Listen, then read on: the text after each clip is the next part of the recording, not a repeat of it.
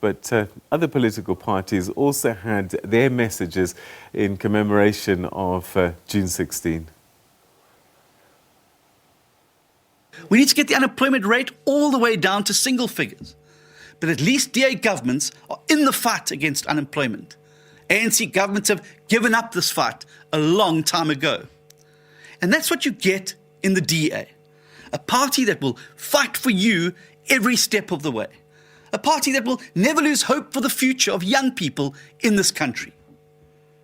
We believe the war on unemployment can be won, and we know how to do it. We believe the war on poverty and hunger can be won, and we know how to do it. We believe the war against criminals, gangs and drugs can be won, and we know how to do it. We believe there can be a bright future for every young South African, and we know how to unlock it. But don't just take my word for it, because talk is cheap. Look at our track record. The struggle of the youth today is unemployment.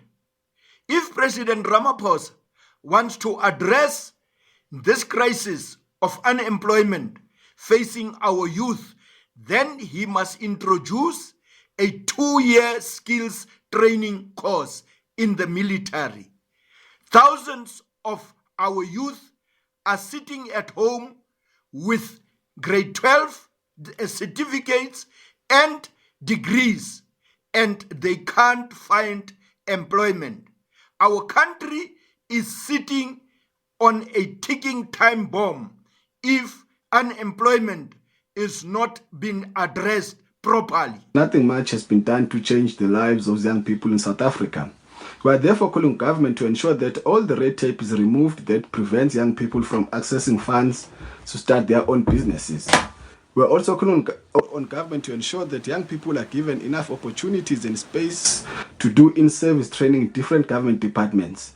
And they must not only be taken in for in-service training, but they must be absorbed by those departments at the end of completing their training. What is disturbing about commemorating this day in 2021 is that 45 years after the Soweto uprising and 27 years into democracy, some of the demands that generation raised are not yet fulfilled.